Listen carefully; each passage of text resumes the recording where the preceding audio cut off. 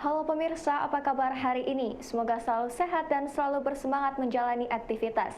Hari ini program Berita News Point hadir menjumpai Anda bersama saya Desvi Amalia. Selama 30 menit ke depan, News Point akan menyajikan berita terbaru seputar Universitas Brawijaya dan Malang Raya. Jangan kemana-mana, keep on this channel, News Point.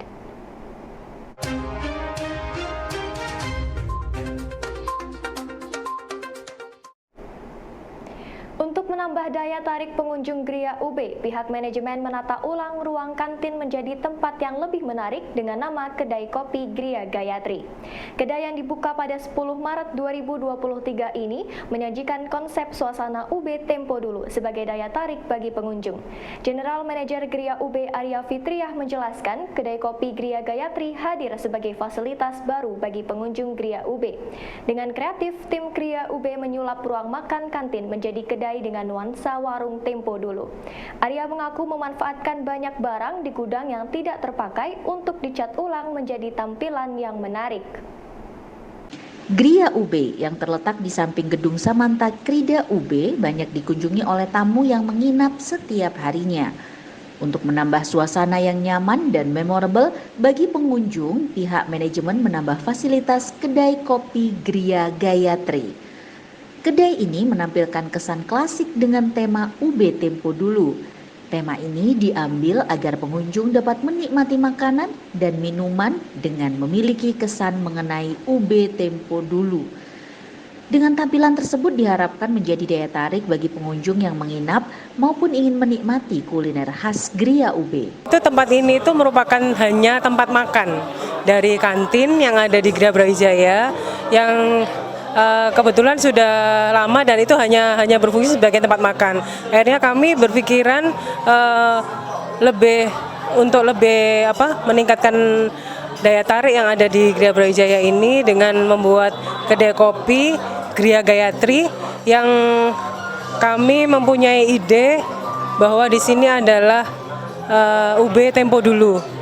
Jadi kami menggunakan kursi-kursi yang sebelumnya ini sudah, kalau di kursi ini sebelumnya ada di PPI, gedung PPI, UB. Jadi konsepnya oldies ya, gitu.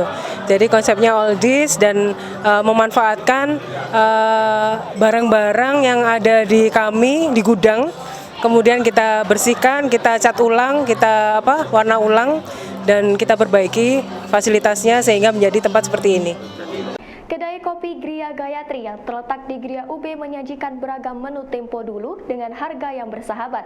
Arya Fitriah, General Manager Gria UB menjelaskan, menu tempo dulu yang tersedia seperti mie godok, mie goreng, dan es ketan. Menu tersebut juga memiliki harga terjangkau dengan kisaran Rp10.000 hingga Rp20.000. Dengan harga yang terjangkau diharapkan menjadi daya tarik tersendiri bagi pengunjung. Arya mengaku variasi menu akan bertambah seiring dengan berjalannya kedai kopi agar dapat menjadi pilihan bagi pengunjung yang berada di Kota Malang. Kedai Kopi Gria Gayatri mengandalkan variasi menu tempo dulu dengan harga yang terjangkau. Menu mie godok, mie goreng, dan es ketan menjadi beberapa menu andalan yang saat ini tersedia. Selain makanan dan minuman juga tersedia makanan ringan seperti dimsum dan lainnya. Variasi menu yang tersedia akan bertambah dengan berjalannya kedai kopi tersebut. Menu tersebut secara berkala akan mendapat evaluasi dari tim manajemen Gria UB. Kedai Kopi Gayatri dapat menjadi pilihan bagi mahasiswa dan pengunjung lain ketika berada di Universitas Brawijaya. Menu yang karena konsepnya seperti itu, menu yang ada pun kami juga menggunakan yang ada menyajikan itu menu-menu yang lebih ke tempo dulu. Jadi seperti mie godok, mie goreng, dan kalau minumannya itu ada es ketan yang itu ada di zaman lampau. Kalau untuk menu andalan apa? Menu andalannya kita di mie godok, mie goreng. Kemudian kalau untuk kudapannya kami ada dimsum, kemudian ada juga bakpao, dan kita juga ada roti bakar.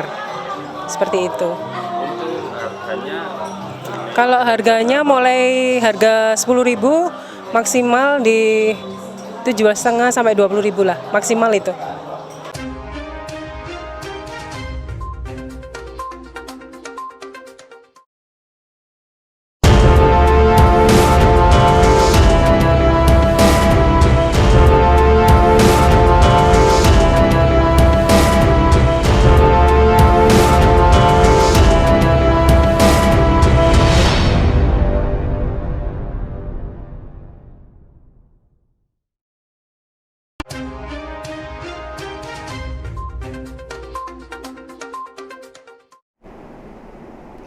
Keberadaan kedai kopi Gria Gayatri di bawah manajemen Gria UB mendapat apresiasi dari Direktur Bunda Nurholis.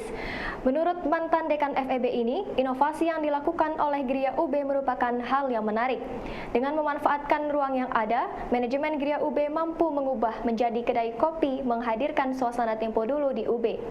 Hal ini menjadikan kedai kopi tersebut hadir dengan konsep yang berbeda dan menjadi salah satu pilihan bagi pengunjung untuk menikmati makanan dan minuman yang ada di areal kampus biru tersebut. Direktur Badan Usaha Non-Akademik UB, Nurholis, memberikan apresiasi terhadap inovasi yang dilakukan oleh Gria UB. Dengan kreativitas yang ada, tim Gria UB mampu menghadirkan konsep kedai kopi dengan nuansa tempo dulu. Inovasi tersebut menjadi semakin banyak pilihan bagi mahasiswa dan pengunjung untuk menikmati wisata kuliner di Universitas Brawijaya. Kedai kopi Gria Gayatri dapat menjadi salah satu pilihan untuk bersantai, mengerjakan tugas, dan diskusi di dalam kampus. Terima kasih dan mengapresiasi ada inisiatif yang dilakukan oleh GM dan segenap kru Gria UB ya, untuk memanfaatkan lahan yang terbatas ini dengan memanfaatkan sumber daya dan tenaga yang ada, dikerjakan sendiri sehingga mewujud kafe yang ya meskipun tidak terlalu besar tapi nampak asri dan mudah-mudahan nyaman. Dan di sini juga ditampilkan juga tentang informasi berupa foto-foto, gambar tentang sejarah UB. Mudah-mudahan ini nanti juga akan memberikan nuansa ya supaya alumni atau warga UB yang lain kerasan tinggal untuk makan, minum di sini. Otoritas Bursa Efek Indonesia merilis ketentuan baru mengenai jam buka dan tutup perdagangan pasar modal mulai April 2023. Saat ini jam perdagangan bursa masih menggunakan jam operasional selama masa pandemi. Pengamat pasar modal UB Noval Adib membenarkan hal tersebut. Menurut Noval, selama masa pandemi jam operasional bursa dikurangi 30 menit. Mulai bulan April jam perdagangan akan kembali seperti sebelum pandemi, yaitu jam 9 hingga pukul 4 sore. Dengan perubahan tersebut, maka investor kembali memiliki waktu lebih lama dalam bertransaksi di pasar modal. Jam perdagangan Bursa Efek Indonesia akan kembali berubah seperti sebelum masa pandemi. Jika saat ini jam perdagangan bursa lebih cepat 30 menit, maka mulai bulan April jam perdagangan bertambah 30 menit. Dengan kembali seperti semula, maka investor memiliki waktu lebih lama untuk bertransaksi di pasar modal. Saat ini jumlah emiten di Bursa Efek Indonesia bertambah banyak dengan maraknya emiten baru yang masuk.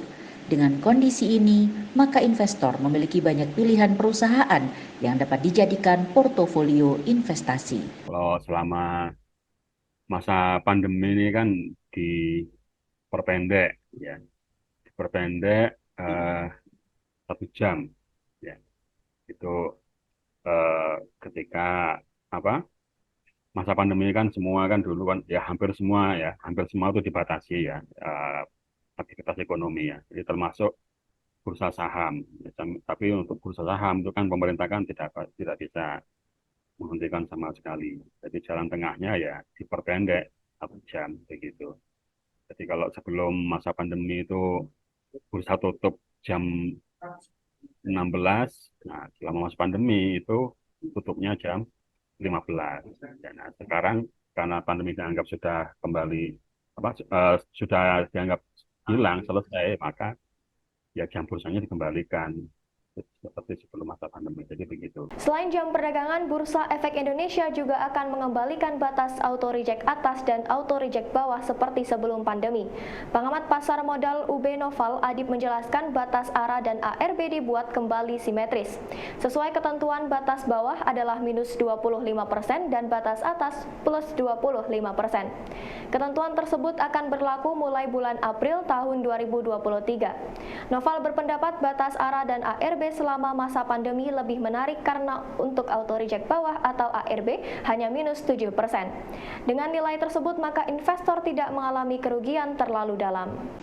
Otoritas Bursa Efek Indonesia kembali memberlakukan batas auto reject bawah dan auto reject atas seperti sebelum pandemi.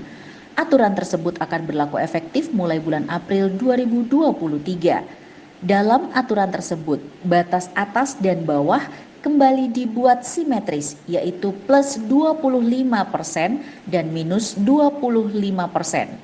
Dengan aturan ini, investor diharapkan lebih cepat dalam memilih saham yang akan menjadi portofolionya.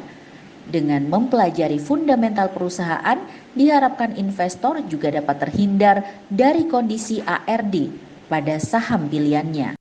Aturan auto reject atas ya dan auto reject bawah ya, atau biasanya disebut dengan ARA atau ARB ya, itu juga dikembalikan seperti sebelum masa pandemi, yaitu kembali simetris ya.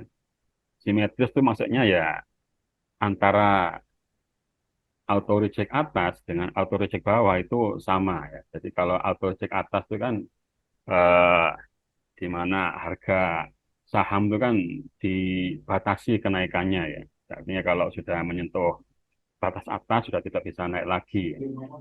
Dalam hal ini untuk saham ya itu ada klasifikasinya ya. Untuk saham dari harga 50 sampai harga 200 itu batas arahnya itu 35%. Untuk saham harga 200 sampai 5.000 itu batas arahnya itu 25% dan di atas 5.000 itu batas arahnya 20%. Nah, untuk sebelum masa pandemi itu dibuat simetris ya. Jadi kalau arah itu maksimum plus 25%, maka untuk ARB-nya juga maksimum minus 25%. Begitu pula yang klasifikasinya lain. Nah, selama masa pandemi itu yang ARB-nya ya dibuat lebih pendek, yaitu maksimum cuma minus 7% saja.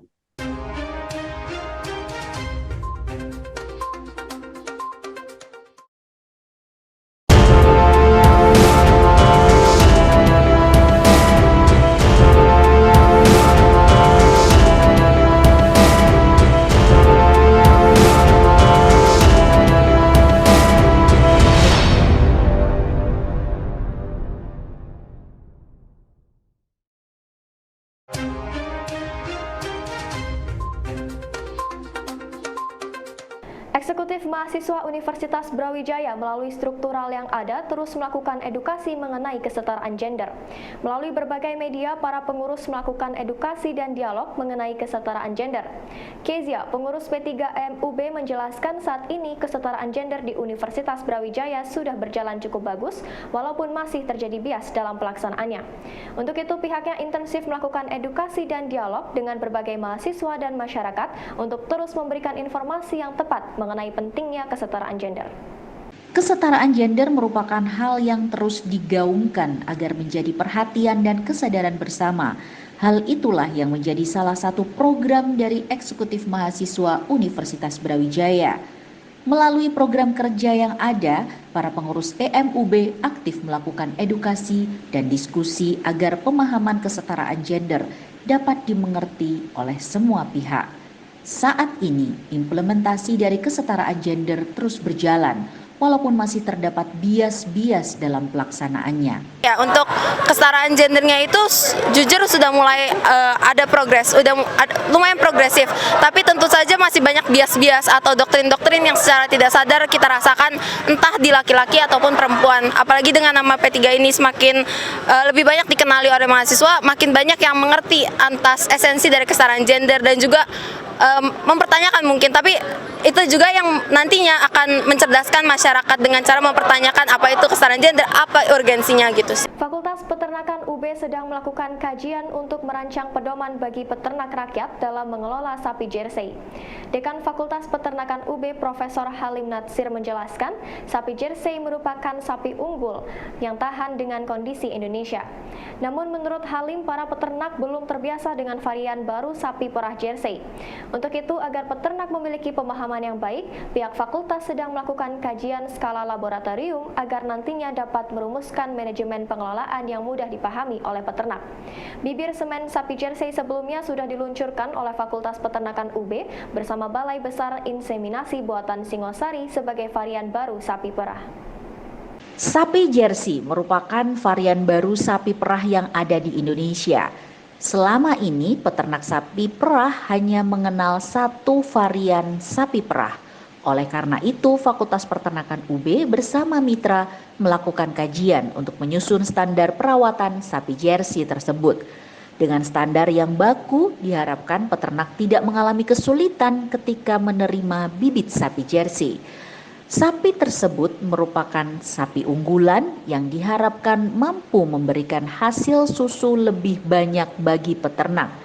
Keberadaan sapi jersey akan menjadi varian baru bagi peternak sehingga dapat menginaktifkan produksi susu secara nasional. Kendala terbesar ya peternakan itu kan memang peternakan rakyat. Artinya peternakan rakyat itu akan percaya kalau sudah ada yang berhasil. Jadi kalau kita tawari mana buktinya itu pasti. Oleh karena itu kita tidak mengatakan nanti buktinya di Greenfield. Kalau itu dikatakan seperti itu ya itu kan skalanya beda. Maka itu yang tadi saya katakan kita memerlukan kajian yang di lab kita Sumber Sekar sudah mencoba dan itu memang bagus gitu kan. Tetapi itu kan bukan skala farm juga. Maka ini yang nanti kita rapatkan itu. Kita mencoba di UPT, kita mencoba di peternak-peternak yang menjadi binaan kita. Artinya binaan itu yang perlu diedukasi, yaitu tadi, karena merubah dari kebiasaan PFH menjadi jersey. Sebenarnya secara manajemen itu lebih mudah, karena memang jersey ini istilahnya tahan terhadap lingkungan di Indonesia. Dan produksinya itu bisa sampai 2 kali lipat dan seterusnya, itu yang kita dorong. Cuma tadi penanganan pedetnya ini yang perlu diedukasi. Aplikasi bagi pasien gagal jantung Atria memiliki beberapa fitur yang menjadi keunggulan bagi pengguna maupun dokter. Ketua Pusat Studi Kardiovaskular Profesor Saifur Rahman menjelaskan, aplikasi tersebut dapat memberikan jawaban dari pertanyaan dan gejala yang dialami oleh pasien. Menggunakan artificial intelligence, pasien mendapatkan jawaban sesuai dengan gejala. Berikut langkah tindak lanjutnya. Dengan metode ini, pasien tidak harus langsung berkunjung ke rumah sakit. Proses screening ini menurut Saifur Rahman akan sangat membantu bagi pasien agar tidak panik dan membantu mengurangi arus kunjungan ke rumah sakit. Aplikasi Atria bagi pasien gagal jantung dapat membantu pasien mendapatkan jawaban atas gejala yang dialami beserta tindak lanjutnya. Melalui aplikasi berbasis artificial intelligence ini, pasien dapat memasukkan data mereka dan mendapatkan jawabannya. Aplikasi Atria dapat menjadi media screening awal bagi pasien agar tidak terlalu panik dan menambah tingkat kunjungan ke rumah sakit. Hal ini akan sangat membantu bagi semua pihak, baik pasien, dokter, maupun manajemen rumah sakit dalam operasional keseharian. Yang pertama untuk pasien, yang kedua untuk tenaga profesionalnya. Isinya adalah sebuah aplikasi bisa berupa konsultasi ketika ada keluhan yang memburuk atau perubahan gejala untuk dicobakan dimasukkan kepada data itu, kemudian ada muncul jawaban otomatis berbasis AI, artificial intelligence. Nanti akan ada di situ. Dia harus kemana, harus konsultasi ke siapa atau melakukan apa. Kadang-kadang tidak semua keluhan yang berubah itu harus ke rumah sakit. Berarti keuntungannya adalah yang pertama, mengurangi kunjungan ke rumah sakit yang nggak perlu. Kadang-kadang orang takut kalau gagal jantung, mati ini, belum ke rumah sakit, hanya balik juga dipulangkan, uangnya habis, kemudian juga ngecas ke rumah sakit, bayar ke BPJS segala macam itu kan, keluarganya semuanya repot segala macam. Ini yang pertama adalah screening untuk gawat apa nggak gawat. Informasi tadi sekaligus menutup perjumpaan kita hari ini. Jangan lupa saksikan News Point setiap hari pukul 19.30 waktu Indonesia Barat hanya di UB TV, Televisi Pendidikan Universitas Brawijaya. Saya Desi Amalia dan seluruh kru yang bertugas pamit undur diri. Terima kasih dan selamat beraktivitas.